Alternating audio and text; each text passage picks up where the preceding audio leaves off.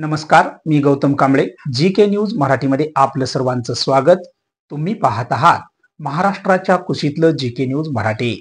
आता बातमी आहे शालेय विद्यार्थ्यांच्या सांस्कृतिक कार्यक्रमाची. पाहूया सविस्तर. नांदेड ते हिमायतनगर राष्ट्रीय महामार्गालगत असलेल्या खडकी बाजार येथील सायप्रस इंग्लिश मीडियम स्कूलचा सांस्कृतिक कार्यक्रम नुकताच संपन्न झालाय.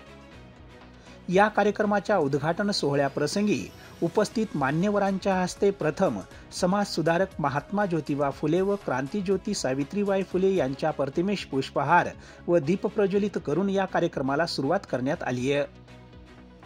या सांस्कृतिक कार्यक्रमाच्या अध्यक्षस्थानी डॉक्टर कांचना चव्हाण तर प्रमुख पाहुणे म्हणून डॉक्टर शेषराव चव्हाण तसेच प्रमुख अतिथी म्हणून हिमायतनगर पंचायत समितीचे कक्ष अधिकारी पांडुरंग गायकवाड, सरसम येथील देशमुख विद्यालयाचे मुख्याध्यापक गजानन सूर्यवंशी तसेच सायप्रस इंग्लिश मीडियम स्कूलचे संचालक दिलीप राठोड, हिमायतनगर पंचायत समितीच्या माजी सभापती माया राठोड, जी.के. न्यूजचे संचालक गौतम कांबळे, पत्रकार वाठोरे, मुख्याध्यापक दिनेश राठोड, विनोद राठोड, वर्षा मोरे, रेखा चव्हाण व आमंत्रित पालक या व्यासपीठावर उपस्थित होते.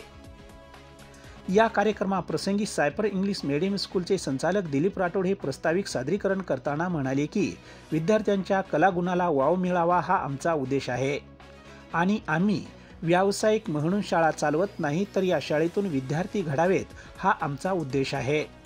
त्यामुळेच आम्ही इथपर्यंत पोहोचलो आहोत असे त्यांनी मनोगत व्यक्त केले. तर प्रमुख पाहुणे व प्रमुख अतिथी म्हणून गजानन सूर्यवंशी व पांडुरंग गायकवाड यांनी देखील विद्यार्थ्यापरी आपले मनोगत व्यक्त केले. तर अध्यक्षस्थानावरून डॉक्टर कांचना चव्हाण म्हणाल्या की विद्यार्थ्यांच्या कलागुणाला कुठेतरी वाव मिळावा आणि त्याचबरोबर विद्यार्थ्यांच्या आवडीनिवडीनुसार विद्यार्थ्यांना शिक्षण द्यावे तरच विद्यार्थ्यांना त्यांच्या शिक्षणामध्ये नक्कीच यश मिळेल. त्याचबरोबर पालकांनी देखील विद्यार्थ्यांचा कल पाहून त्यांना त्यांच्या मर्जीप्रमाणे शिक्षणाकडे वळू द्या जेणेकरून विद्यार्थी आपल्या मर्जीनुसार विविध क्षेत्रात उतरतील त्यावेळेस विद्यार्थ्यांना त्यांच्या शिक्षणाचा लाभ होईल असे ते यावेळी बोलत होत्या.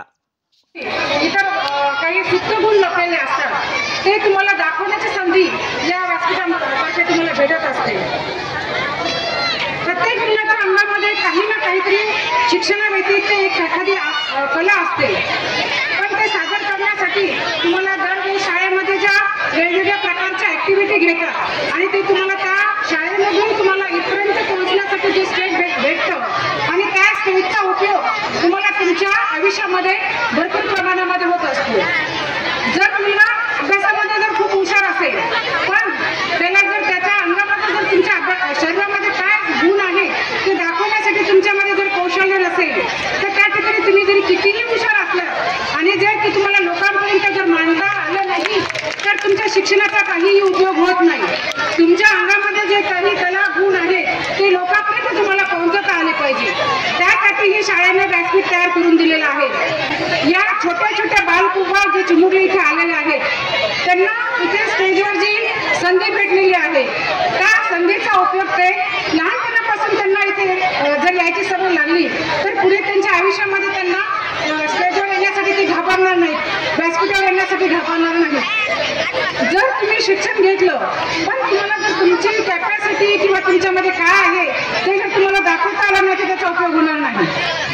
प्रत्येक शाळांमध्ये आता तुम्ही बघता लेखी परीक्षा असते की नाही, लेखी परीक्षा असते की नाही, पण लेखी परीक्षेसोबत तुम्हाला मौखिक परीक्षा कशासाठी ठेवलेली असते? तोंडी परीक्षा असते ना. तोंडी परीक्षेमध्ये काय असतं की तुम्हाला समोरच्या समोर तुम्हाला उत्तर द्यायचे असतात.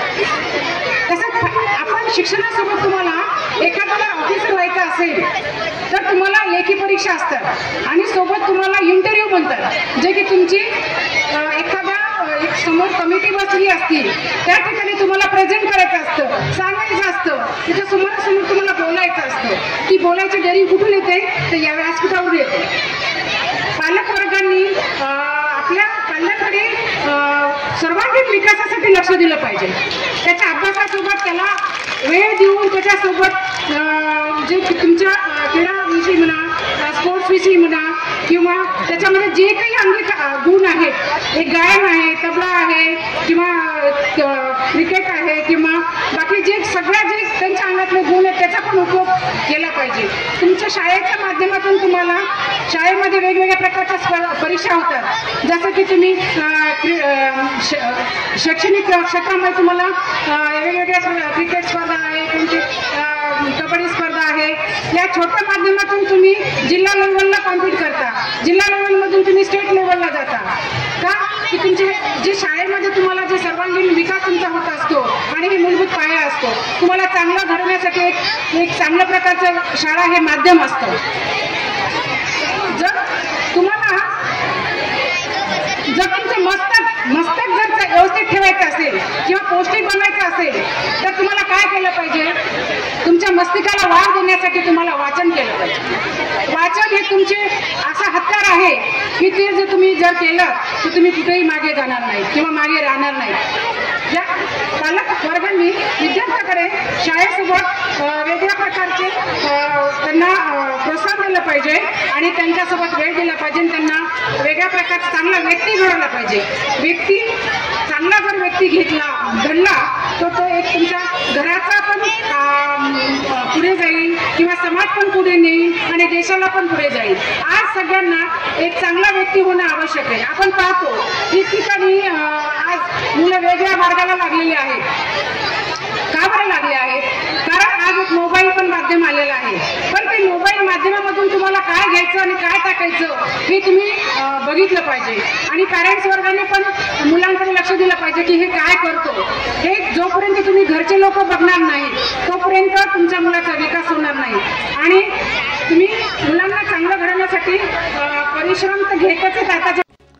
या सांस्कृतिक कार्यक्रमाप्रसंगी येथील विद्यार्थ्यांनी विविध गाण्यावर आपली कलाकृती दाखवत उपस्थित मान्यवर पालकवर्गांचे आपल्या कलागुणातून विद्यार्थ्यांनी मने जिंकली. हा सांस्कृतिक कार्यक्रम यशस्वी करण्यासाठी सायप्रस इंग्लिश मीडियम स्कूलचे मुख्याध्यापक व शिक्षक शिक्षिका व इतर कर्मचाऱ्यांनी परिश्रम घेतले. Bureau report GK news Kinwat Nanded. तुम्ही पाहत आहात महाराष्ट्राच्या कुशीतलं GK न्यूज मराठी.